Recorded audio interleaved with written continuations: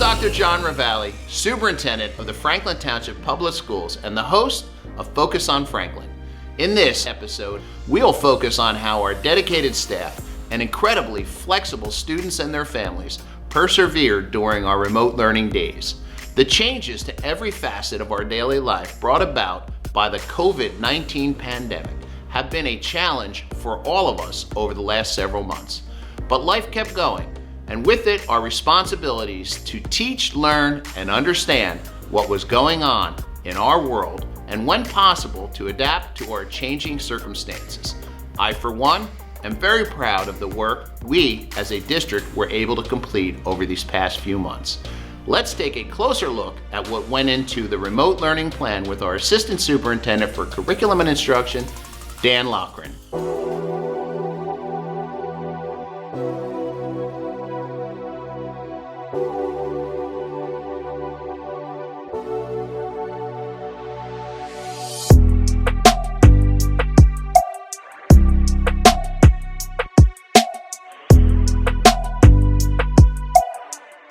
So when word first came down to us regarding creating a remote learning plan, in actuality, the word came indirectly through a state-issued broadcast.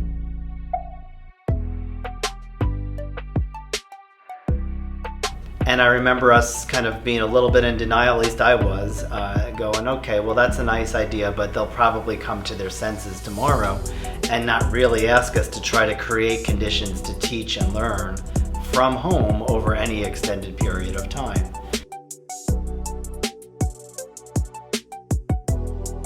As we prepared for the road ahead in terms of remote learning, there were meetings, and the meetings were there with administration, really to keep everyone in the loop so that they understand what might happen.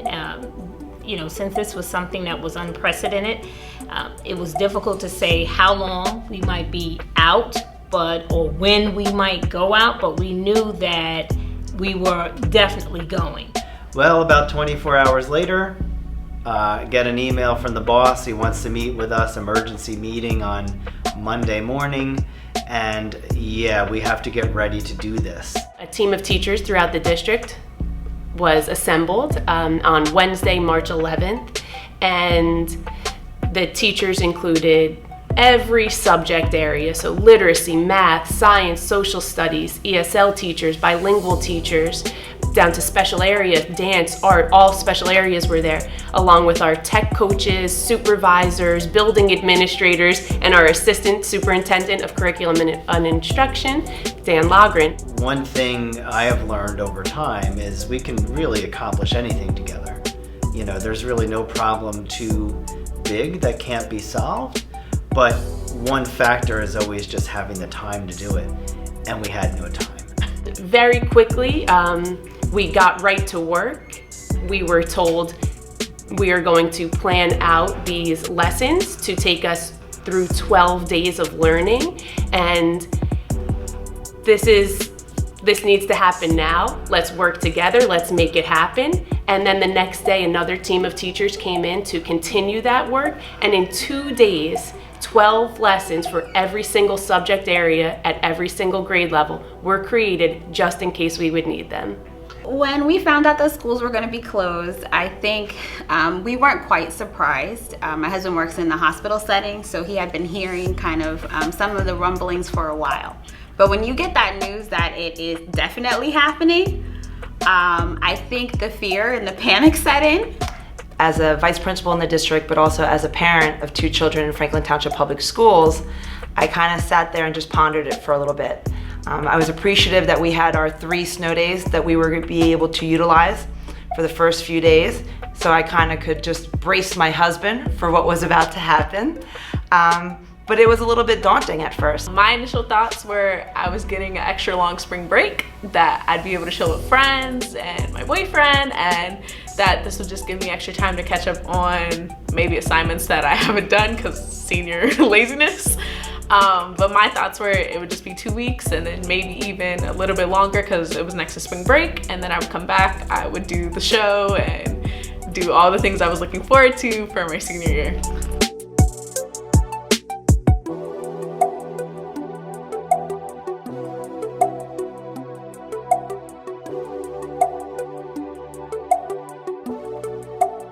Initially, there was some fear for students and fear for my teachers and my colleagues alike, with the uncertainty and the unknown of what was going to happen to us next, just as humanity, just as humans, just as a country or a world.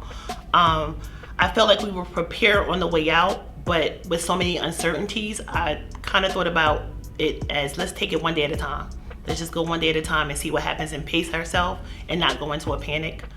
While we were creating a lot of lessons and trying to put in place protocols for teachers to connect best with students and families, it had to be contextualized in the way that school is contextualized. You know, how would we address all of the different elements, you know, and I say all, but as many of those elements as we could to sort of analogously produce school virtually and remotely as much as we could. We have 5 children, 5 beautiful girls, but they're all school age, ranging from pre-K to senior year. And my husband was gonna continue working outside of the home and have extremely long shifts at this point. And I was gonna be working from home. I'm a supervisor, so I supervise 6 people, about 100 kids in the community. And now I'm gonna be responsible for my 5 children as well. I panicked. Being at home at quarantine, at first I was a little nervous because there is a lot of us and we tend to get in each other's way, and I was worried that that would kind of be bad due to us being in the house for so long. But I'm actually really proud of my family. We kind of stuck together, supported each other, tried to push each other to just stay positive and get our work done and just have fun even in the situation. And that's one thing I think we always do, is just try to look at the best throughout a terrible situation.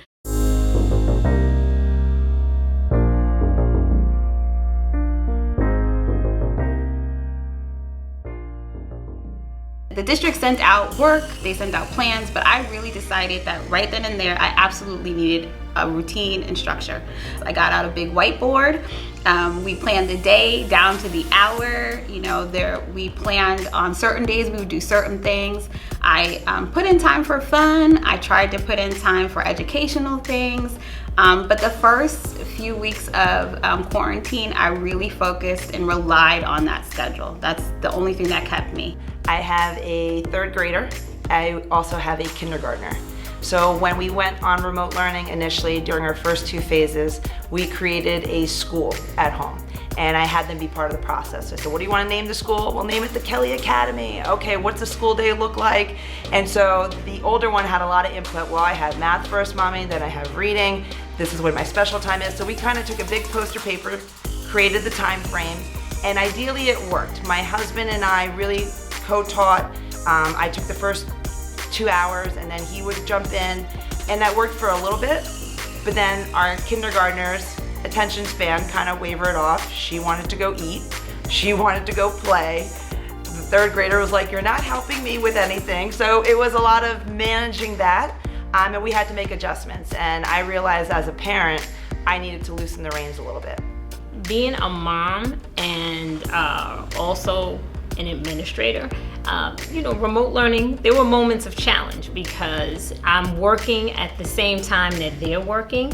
And although we made a schedule and we tweaked and revised it because, you know, you need a system that works for everyone, you know, it wasn't perfect. It wasn't perfect, but we made it work.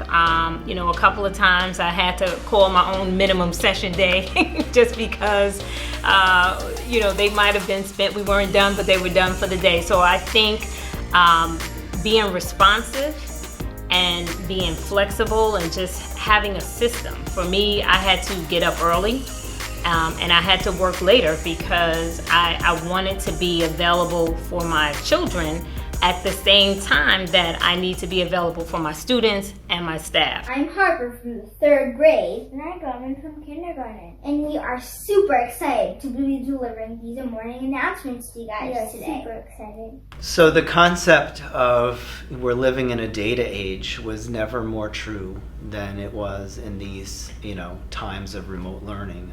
This is one of those things when you go to train to become a school administrator that you always start with data. And we do, as much as we can, we do that. But this was a case where we needed to know if what we were producing for our students and families was working. So very early on, we created surveys and asked our parents to let us know how things are going, how can we do better. The educators really communicated with me as a parent all the way to the end, right? So whether we're talking about in the beginning, sending the work home, being prepared, being accessible to my children, because I'm gonna be honest with you, once we get past, 4th grade math, I don't know what we're talking about anymore. So my girls being able to reach out to their teachers, those teachers being extremely responsive, some teachers holding classes every day, down to the last week of work when my, 7th grader had it. She couldn't do any more. I reached out to the teacher and they were very understanding. We tried to build a few social emotional days in there. We put some virtual field trips in eventually. We asked our teachers to try to set aside some time for some more synchronous experiences when we could. Whether it's just a few deep breaths, inhaling, rising your shoulders up, so. And then exhaling through the mouth. Welcome everyone to our virtual concert. All of our 4th graders and 5th graders that were working during this time of remote learning are going to be presenting something. I think that the district did a wonderful job of responding to students' not only academic needs, but their social emotional needs as well during this very trying time in so many ways. As students gained access to Chromebooks and hotspots, teachers began holding Google Meets with students where they can see each other's faces, and not only students see their teacher's face, but then see the faces of their classmates and talk about their feelings. So when I think about this time for my family, for my children, it's like crazy the times that we're living in, right? We're in the middle of a pandemic, and then we see this explosion of unrest due to injustice in our country that we all know exists, right? But it became very present and real for my children. So I have kids who are emotionally falling apart, right? I'm emotionally falling apart. One thing that was in the works for quite a while and eventually we're able to pull it off was this large student forum to address COVID-19. Hello, Franklin. This is Mrs. Young coming to you with an event that is sponsored by PBSIS. It's titled, What Warrior Kids Want to Know About COVID-19? So we had to be very intentional and very strategic on how we wanted to execute this and make sure that everyone's voice was heard. And this forum was just a great opportunity for our kids and our families to ask really good questions and to have a panel of experts give the best answers that can be given. And so we were glad that we had that forum experience, because when the events over Memorial Day weekend with George Floyd's tragic murder took place for the world to see on television, especially our children, was this idea of having a forum. Hello, Franklin families. My name is Catherine Young, and I am inviting you all to a virtual forum. It is entitled, Moving Forward with a Collective Voice. And what was really helpful about that second forum was just the mix of people involved in speaking to our students who had some really earnest and important questions to ask. So we had some municipal folks, we had some attorneys who were also there answering questions, and I know school district leaders as well who were really doing their best to make sure we're hearing our students and also helping them know, some actions they can take that are good civic actions that will help promote change. it was very successful, you know, in that we don't have a blueprint for this. We don't have a rehearsal for this. So this is our first time doing it.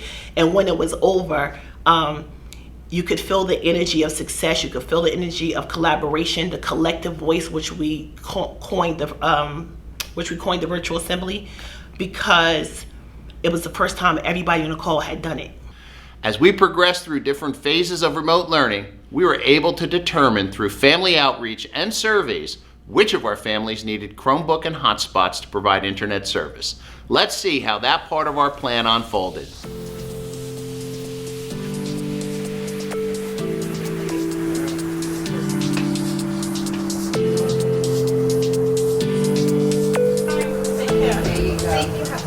So in the beginning, I remember our big concern was that we didn't create too many synchronous events, only because we knew, even though most of our students had access to technology, we knew not every student had access to a Chromebook or a hotspot internet access that would make synchronous learning easier. So we needed to operate with the idea that we knew certain students would not have that synchronous capability. But we realized if we're going to create more of these synchronous experiences, we needed to push out the technology. However, some of our families, because of sharing computers at home and work schedules, they told us via the surveys that we started early in the process that they didn't prefer the synchronous experiences because of those reasons. They appreciated that there was flexibility as to when students could, you know, access a learning experience, work on it, and submit it because of, you know, their own arrangements at home for childcare and different work obligations at home. I looked at my son, who is going to the second grade. You know, once he received a Chromebook, I'm watching, I need Go Guardian for him, because he knows how to maneuver around that Chromebook, and even in problem solving, like, oh, I lost connectivity, this is how you restore it. He watched his sister and he was able to do it. So they catch on quickly. For drama, we did a lot of calls, like virtual calls, so we were able to do like fun improv games on the calls, and that was more of a like social kind of class for me. I was able to just connect with all my fellow drama mates. For dance, it was pretty cool because we were able to do like TikToks and little miniature dance. She basically just gave us assignments that still kept our art flowing, but in a way that we could do it at home and still have fun with it since we weren't in the studio. As the curriculum and technology portions of our remote learning plan changed, so did our delivery of meals. Let's hear from Margaret de Blasi, our Director of Food Services, as she explains how we were able to provide an average of 6,000 meals per week to our student families.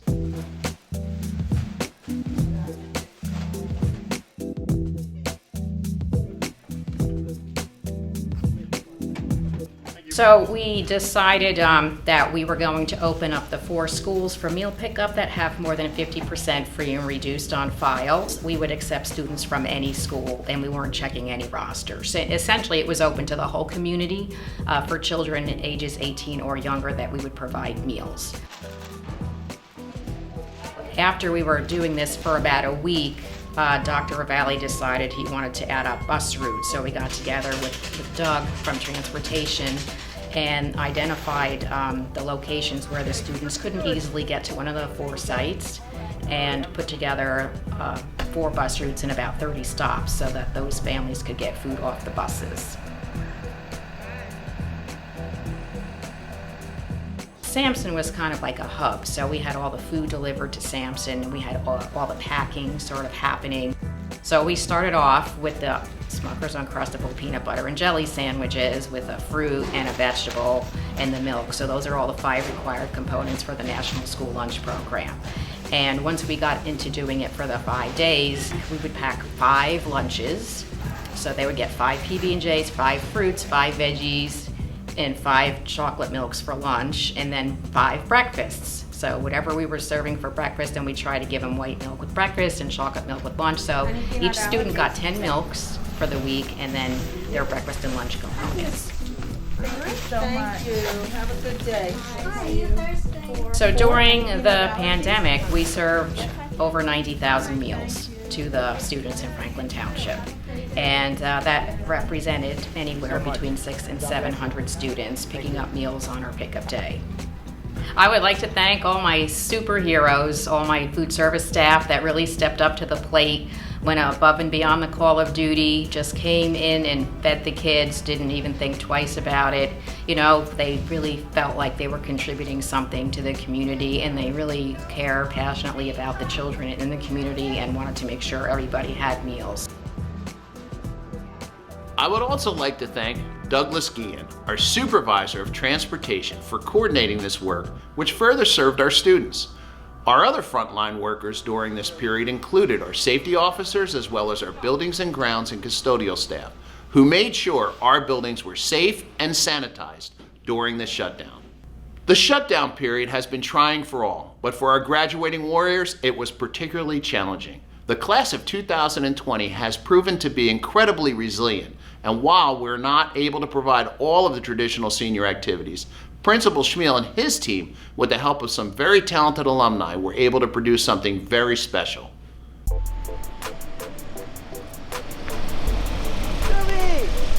Hello. Congratulations.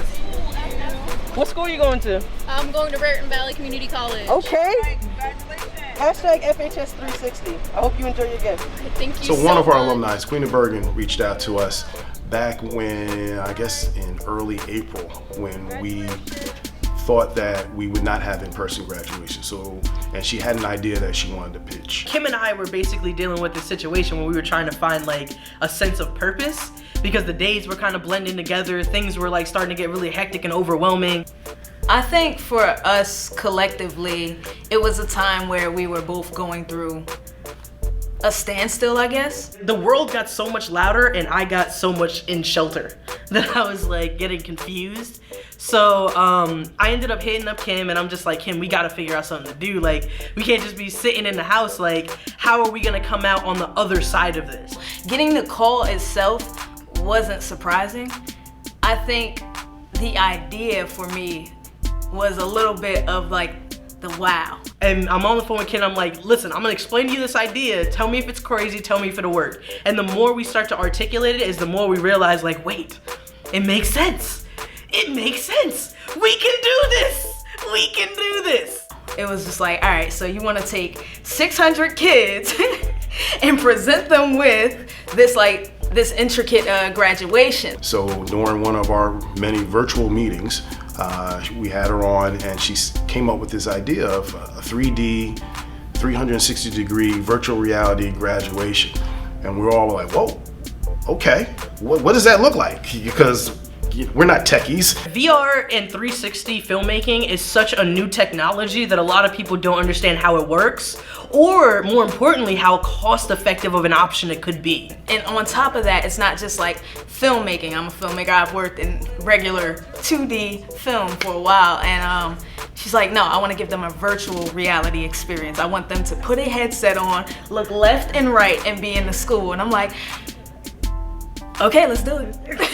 Me and Kim came together, like our two companies came together, and we're gonna create a pitch. We're gonna create a presentation, a proposal, and we did a lot of work. A lot of work went into that proposal to get it to the point where the Board of Education could say yes. Every question that we had, she answered, and we were just blown away by her presentation. So now we need to execute. So it was a lot of searching through the different equipment, the type of things that we would need to best accommodate the situation that we had. It was finding the 360 camera, what are we gonna do for sound, what are the locations that we're gonna use, and how are we gonna move forward with this. So hashtag FHS360 is a virtual reality 360 graduation experience. It includes a spoken word piece written by me and some of the graduating seniors. It was like, I really had to ask for a higher power to give me the words for that piece. Be cordial. Spend this time to define your role in the new normal. Regardless of your situation, because I can't imagine what you've been witnessing, please take a moment to acknowledge you are literally living through a piece of human history. I think The spaces that we chose were extremely important. Even me being a high school alumni, I remember being in the lunchroom and having these experiences with my friends, and those were where you created your memories when you didn't have like administration over your shoulder telling you couldn't talk or don't be on your phone, like just different things. You got to really be yourself in there. But something really important to me was making sure that I wasn't writing for the students. I was basically just giving them prompts and then trying to figure out how they felt about what it was like. What was it like, what would you have done if it was your last day of school? If I knew today was my last day of school, I would take in all the last moments. The last time driving to school, the last time saying hey to Shmuel in the hallway, the last time just being carefree high schoolers with my friends. If I knew today was the last day of school. Most importantly, and I think my favorite question in the entire piece is, what would you say to yourself in 5 years? I think it's extremely important to always look towards the future. And it's like, that's exactly what VR does. VR is literally taking the future and putting it into these kids' hands. Malia, don't lose sight of what's important. Remember your dreams. Remember to stay focused. And force every moment to its crisis. Don't take things for granted. You don't know how much time you have. Nobody does. Stay focused and stay lively. Whatever life has thrown at you, warriors, you have adapted. I admire you so much, and I am truly going to miss you, class of 2020. So it was very important to close with Shmuel. From my knowledge, the kids love Shmuel. He's a great principal, and I think that it was important that they heard from him, especially since that this is that kind of time where it's like we're all going through this thing together, and he had the opportunity to let them know, I understand and we're here for you. And the grand finale is super sick. The grand finale is so sick. It's like, it's literally, you have 600, students just laid across the football field, fireworks going, excitement, and like they can relive that exact moment. Like we're talking, like because this is film, that exact moment for years and years and years to come.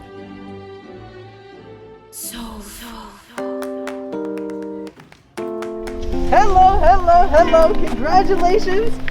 Giving the gifts to the seniors felt incredible.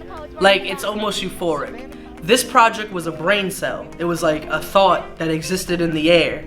And then to see that thought end up with this bag and me handing it to someone, it's kind of like, I don't even know how to explain it. It makes you a little speechless because like that's what execution looks like. That's what doing something looks like. So I am super excited to see like if any of these kids like really pick this up, really get interested, and also their appreciation for it. Like they're just happy that like we really took the time. We did. Like Franklin High School took the time to get this done. This is not like any other high school. We are the very first high school in New Jersey history to have a virtual reality 360 graduation. I mean, we're talking about like this VR graduation, the virtual graduation, the in-person graduation. Like these kids are gonna get something that they ain't gonna forget, you know what I mean? There was work in this, like they cared.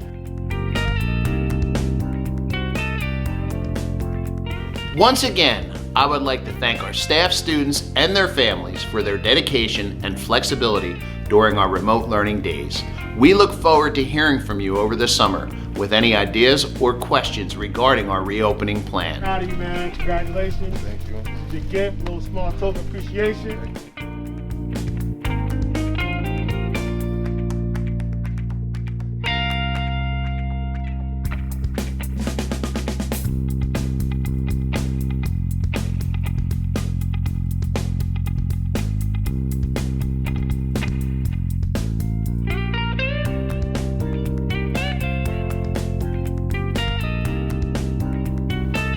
Thank you for watching, and see you next time.